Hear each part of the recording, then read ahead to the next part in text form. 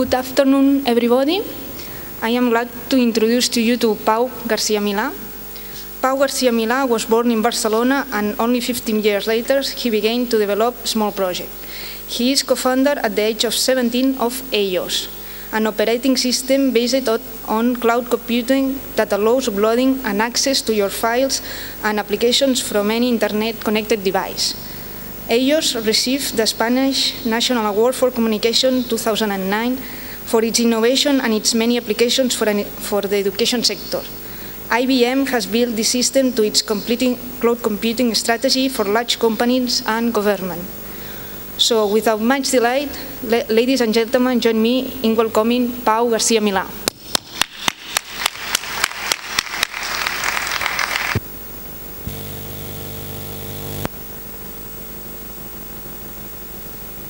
Mira, ara. Okay. It's quite strange talking on a 1,000 seats place with less than 1,000 people. So, okay, I don't have actually a PowerPoint thing, so I'll be just walking. Well, in first place, thank you for coming.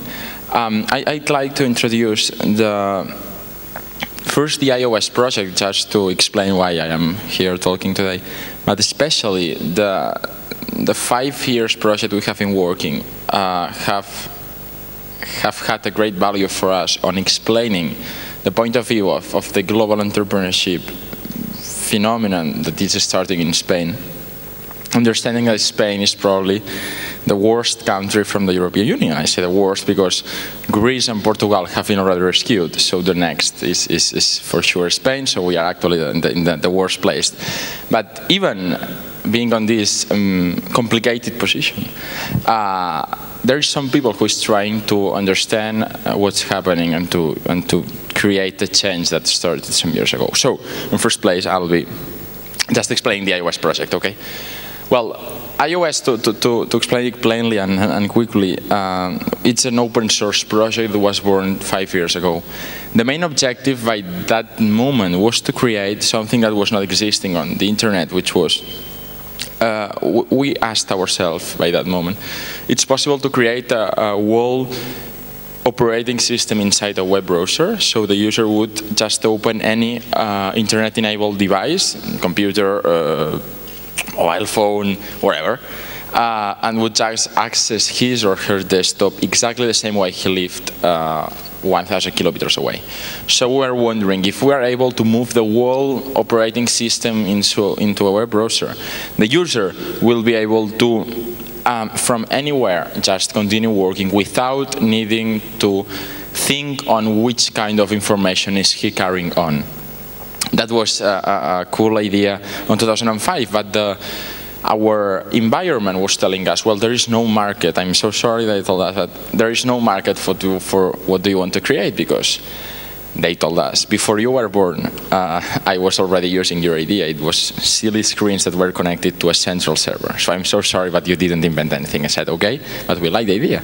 I said, yeah, but even with that, there is no market, because the personal computer won the battle, so now every single computer in the world has enough resources to work alone. So you are showing something that would just use 5% of the power available on a usual computer. So why would people start to just not use 95% of the power, which is still consuming electric power, so it has not any one of the advantages that it would have. But in 2005, Mark, my friend, and me we were thinking about, well, it seems that this project is useful for us. Maybe it's not useful for anyone else in the world, but at least it's useful for us. So just let's continue creating it until one of the two next things happen.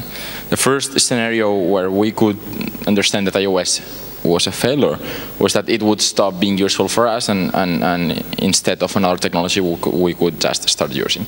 The second scenario we were targeting as a failure was that even having some users, it would turn that there was no kind of revenue, there was no way to making money with an open source idea.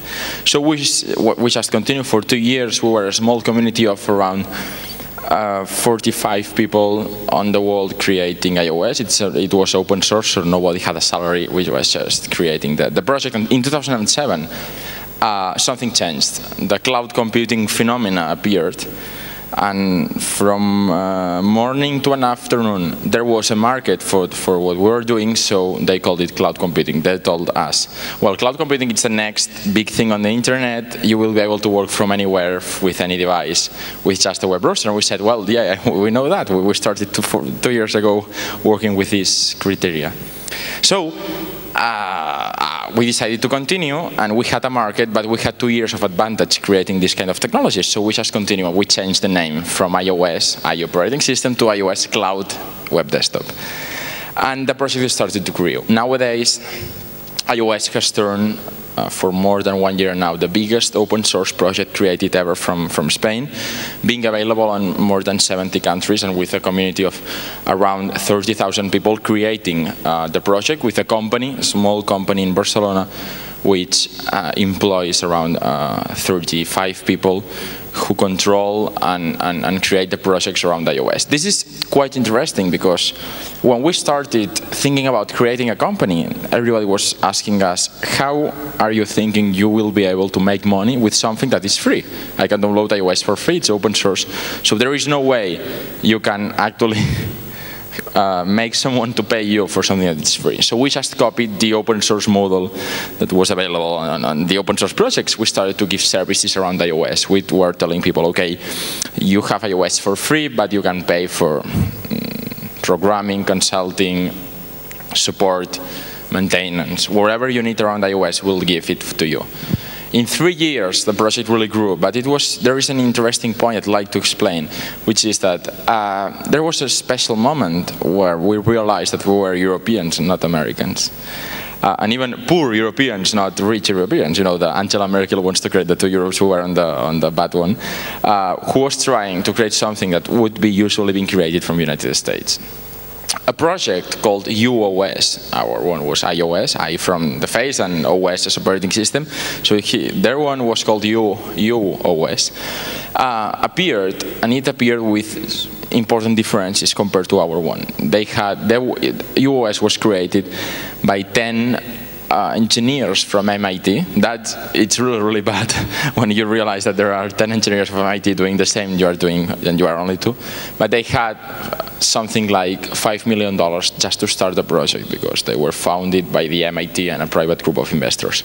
So their first version, the first version they published, they were telling the people it's just a proof of concept. We'll do something really, really better. So that proof of concept was millions of times faster and better than iOS in any sense.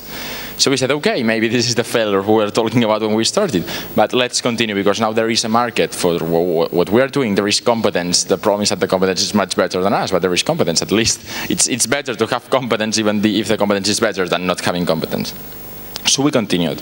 We started trying to find any kind of article, something related to EyeOs, and explaining on the common side that there was something which was not EyeOs, but was open source, so you could install it in any web server called iOS. So we started to bomb any kind of article talking about EyeOs, telling, well, I love this article, however, I do not use EyeOs, I use iOS. It's better because in EyeOs you are needed, or they ask you to send your personal information to their servers. With my alternative iOS, you can download it and your data will never leave your computer or your server. In 2 years, everything changed because the project was getting bigger, and when EyeOs appeared, it was strange, the sensation. We were realizing that everybody was telling us, oh, I'm so sorry, if you had been from the United States, that could be more easy for us, for you. But it's not the case, so someone else will just do it better, faster, and American, so it will be better than yours. So we just continued. We realized that the only way on competing with EyeOs was to create a community big enough to compete directly, comparing just technologies and not precedents of the creators. So we empowered a lot the iOS communities. We moved from 1 country, Spain, to 5 countries in the European Union, and then to 10, then to 15, and now we are more than 70. This process has been really rich for us, because in 2009 or 2010, on the change days, we received a mail of someone telling us, I want to help you. It was in plain English email. Since we were really young and we had some media coverage in Spain, a lot of people were sending us mails like, I want to help you, just give me 50% or 51% of your company, I'll for sure help you a lot. After that, I have a very good idea. So we were just removing or deleting those emails which actually didn't have a lot of sense to us. So we received a mail in English just with 1 sentence, I want to help you, I like your project, just contact me as soon as possible. I deleted it, I said, okay, another one. So 15 years after that, 15 days, not 15 years, 15 days after that, I received another mail from the same person. Her name was Andrea Grego, telling, do you realize who I am? Please answer as soon as possible. I was really hungry of starting answering. What the hell do you feel you are? I don't care who you are. We have our project. Please don't come. And I know you will tell us you want to buy iOS for €1. And I said, well, before that, just look who she is. And I looked, and it was Andrea Grego, a leader of cloud computing in IBM. And I said, oh no, this is really bad. So we made an enormous email apologizing. We actually told her, we know in Spain we have siesta and you have lots of things who actually make a lot of delay on emails. We have been on holidays for 15 days. We just turned back. And well, she said, okay, I don't care, just let's start working. And she told us, okay, from IBM, we want to start working with you. So tell me, where are you based? And I'll be coming the next days. I said, Barcelona. I said, oh, okay, I will not be able to come. I thought you were on Silicon Valley. I said, no, we're in Barcelona. Okay. We had an address on Silicon Valley, which was actually a post box. We were paying like 30 euros per month to have an address. And I thought, well, if she goes there, she will find the post box. So it's not actually the iOS office she's imagining. I said, okay, I just want to work with you. Let's start. And she told us, okay, we'll make a meeting with my team and your team via Skype or WebEx or wherever, and we'll start working. And they told us, okay, first, before starting to work in the first Skype minutes, we didn't turn on the camera because I didn't want her to see us like the super small office, 5 guys around 19 or 20 years old. So I just left the webcam off. She told us, okay, first, please ask your salespeople to go out of the room because I don't want anyone trying to sell us to IBM anything. So we looked ourselves and said, okay, we just make sound on the table like boom, boom, boom, and said, okay, salespeople out, no problem. Said, okay, thank you, so now we can talk. Who is on the other line? We said, oh, we are the founders and we have some programmers, like we're making noises. Actually, we had no programmers, we were just the 5 friends creating iOS. Said, okay, so let's start working. IBM wants to put iOS by default in a new series of servers called Solution Edition for Cloud Computing on System Z, which is the biggest IBM server available. We said, cool. And they said, okay, we need to be working for 6 months together. And we'll include that, and for sure this will make you some interesting leads that could be converted into final customers. We said, okay. And Andrea finally told us, well, you need to be gold IBM partners for all the bureaucracy you'll need to fill. I said, okay. And for sure you have some requirements. I'm sure you will be accomplishing them. I asked, which requirements? I said, okay, you need, I think, 50 or 100 engineers on the company. We looked ourselves and said, okay, we are 0 engineers. And I said, I'm not sure, I have to check, but I think we are not still, we are not 50. Okay, no problem, I can surplus that. You need to have just some budget or sellings or revenues of 50 million euros or more. I said, okay, we have a problem here. I was thinking, well, it's not even legal, the company. I mean, all our budget has been, okay, it's very Spanish, this. Okay, so I said, no, I don't think we are up to that even. I said, okay, and you need, the company has to have more than 10 years. I said, no, definitely not. It's not still created. And they said, oh, that's a problem.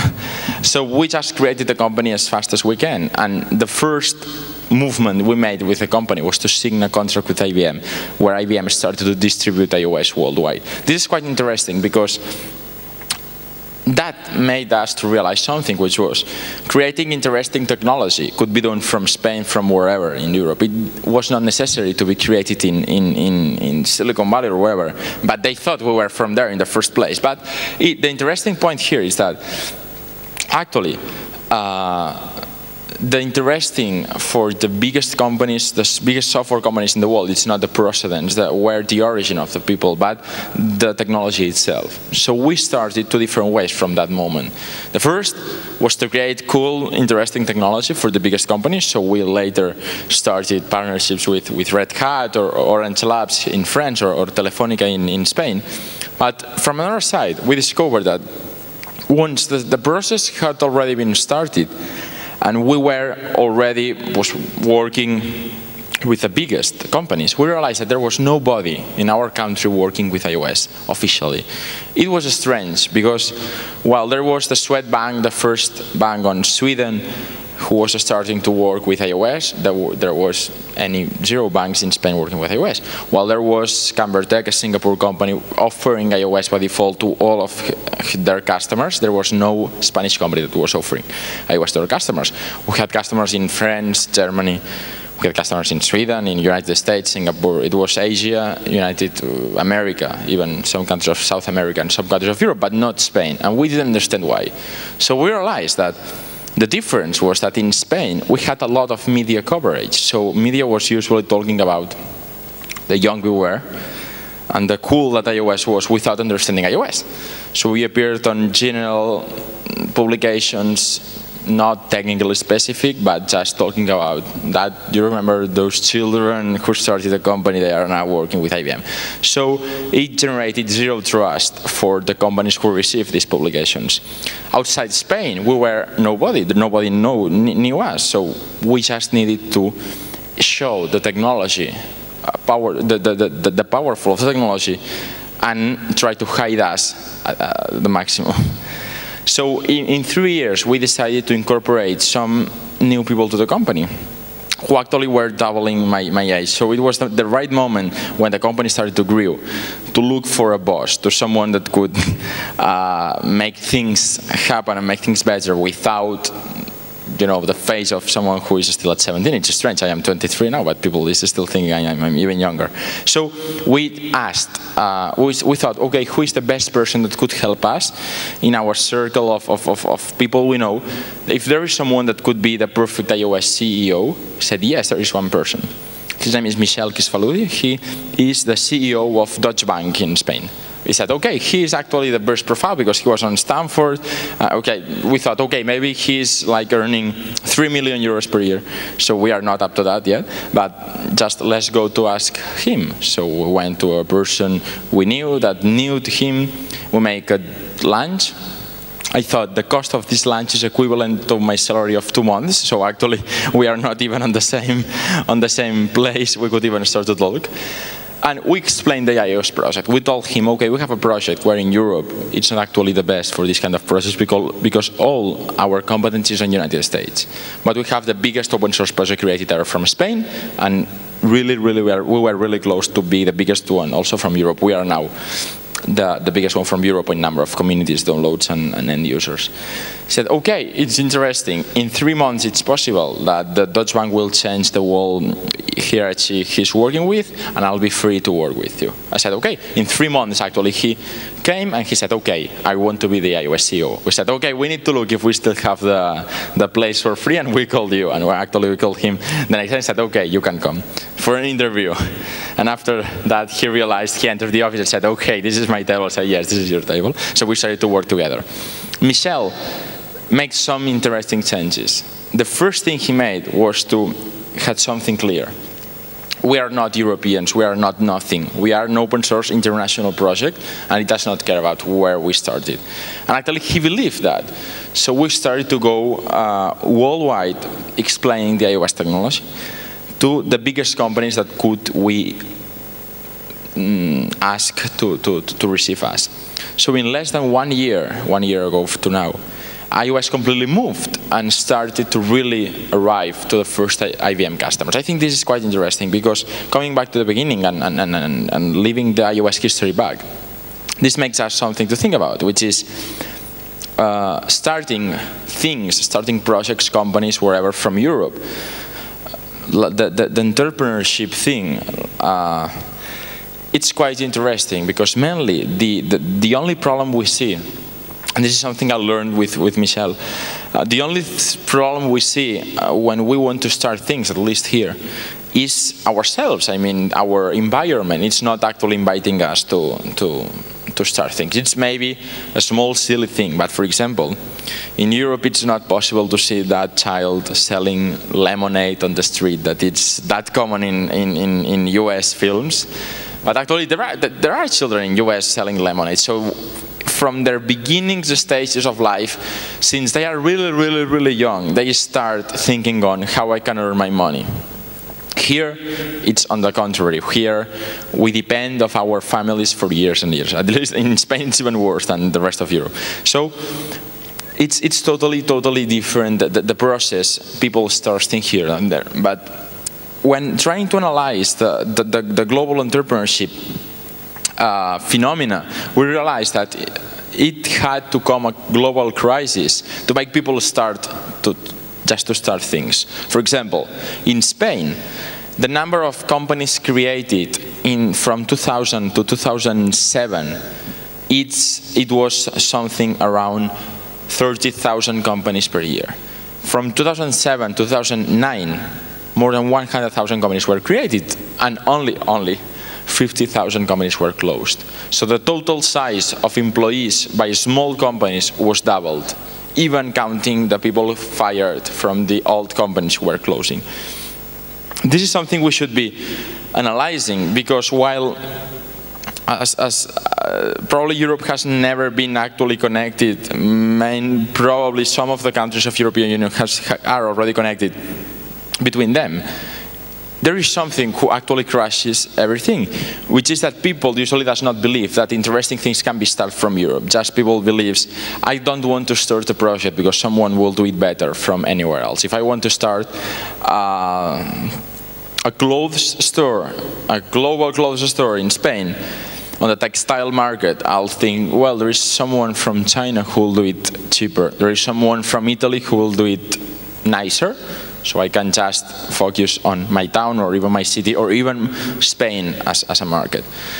Then comes someone from any other country and says, okay, I want to start a global textile company and I want to be in any city in the world. So they started, they find fundraising and they started. And some of them go into failure, but some of them are success. If we understand the success cases. I am, apart from iOS, I represent and I drive the only radio program that there is about entrepreneurship in Catalonia, and we realized that those success cases are those who their founders just believe that they would really go on to success, even if something not exactly as planned was happening, even if some competencies appeared, even if the bank was closing, etc., was closing the money income. So, if we when we tried to focus, the only problem we realized it was that companies' valuation here was around 10% of companies' valuation outside Europe. There was a pity when someone started a cool idea from here and someone valuated the company for 100,000 euros. Someone from the United States could be valuing the company for 1 million euros. That was actually bad because the result was that those not really good ideas were staying here, while the really good ideas were moving just because they are giving 10 times the valuation they are giving us here. But some people stayed, and some interesting projects were born. For example, actually Linux, for example, was created in Europe, but the 3 biggest Linux companies are actually in the United States. There is Red Hat, which alone is valued more than $3 billion. There are also 2 other companies that are using Linux, but Linux as a concept was born in Europe. it's not just the only example. OpenOffice was born in Europe. The only company who's making money out of OpenOffice is in the United States. Lots of ideas. USB was created in Europe by Intel with European engineers, but it quickly moved to the United States to explode the idea. So finally, really interesting concepts have been started in Europe for the last 20 years, but they have always been exploded, or they have always been really used or created as a business model from the United States. So ideas come from here, money comes from there. This is interesting, because in our case, where we were only, I think the project was 2 or 3 years old, someone from the United States came and said, okay, I want you to move EyeOs to the United States and I'll be funding you, we'll start. We were really, really close to close the deal when we found a gap from what we were asking in that moment and what he was offering, so we did not come into an agreement, so we stopped the conversations. But we realized that we had a good idea just because someone from the United States came. This is interesting, because finally, I really believe, and I have been taking for these 5 years, that the most or some of the really interesting ideas are born in Europe, but they are always being moved to other countries. This makes me, and probably a lot of other people, ask where the innovation should be focused on, because we have technology, but usually technology is related to the United States. We have textile, they call us the old continent. That makes me annoyed, but they call us the old continent. So we need some way to explode this global idea.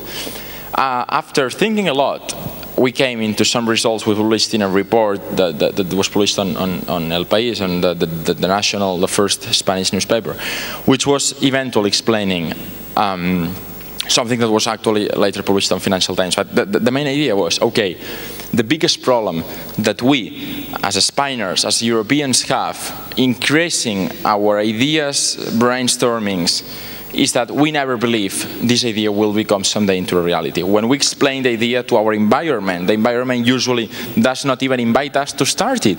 The usual environment tells us, well, be careful, you are studying, be careful, you already have a work, be careful because you will crash, and if you are not successing, you will be failing, and if you're failing, you as a person will be a failure. It's strange, because in other countries, they would be telling us, no, just start it. If it fails, at least you will have learned a lot. But here, people was actually telling us, we make a small investigation, just asking people to ask their families, etc. And their answer was always the same, be careful, because the chances of failing are bigger than the chances of succeeding. So, just for this reason, it does not mean anything, the good or bad, this is the idea. Statistically, this idea will crash because more than 50% of the ideas fail. For this reason, people were stopping to start things, but a lot of people were remembering the things they were ideating or that they were having as ideas. Instead of starting them, they just remembered that. And when a project was succeeding, a lot of people were telling, I had this idea before them. Which is totally stupid, because they were telling, okay, I didn't start, so the stupid is myself, because I didn't start an idea which now it seems to be cool. But they seem to be happy, oh, this was my idea. So will you start another idea the next time? No, never, for sure. If I had another idea, the chances of having 2 big ideas which are success are super small compared to the chances of having just one. So it has not mattered that I will start anything else. So instead of inviting them to start new things, no, the fact that an idea they had could become into a success made them to say, okay, I will never start anything. And those strange people who were, even without starting some project, received the worst possible feedback. So you can have an idea, the first EyeOs venture capital round has been done 5 years after the project. Actually, it's not still closed. We are today inside the due diligence process, and I am not in the office, so maybe now they decided not to invest, and I don't know that. But for sure, they will want.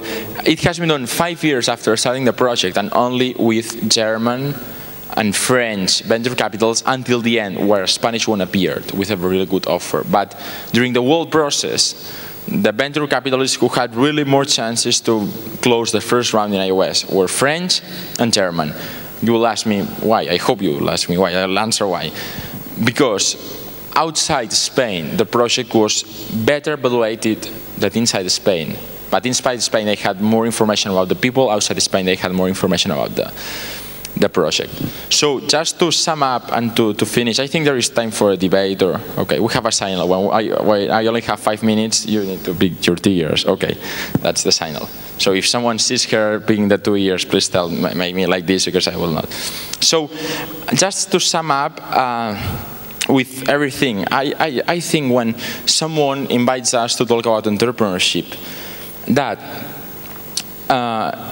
parting or starting from the idea, starting from scratch, any single person in the world has lots of ideas, for sure. I mean, when we are born, we automatically have lots of small ideas that come into our head. Lots of studies that show how children learn things from 0 to 5, it's just investigating their environment. From we start to reason with the world, we are 10, 12, 14. Our head starts to moving to investigating, but to start giving or receiving the first bad signals. So I'm looking, I have a solution for this problem, but there is automatically a better solution that the world is giving me. So why will I try to invest my time in creating another solution for the problem if there is something that is creating the solution for me? And finally, eventually, when we finish school, we go to university, we make a fantastic MBA, wherever. And we start to think about, what do I want to do with my future? The portion of our head dedicated of creating ideas and trying them to success, it's super small compared to the part of our brain who is actually thinking, okay, I prefer to have a usual work, a usual car, a usual family, wherever.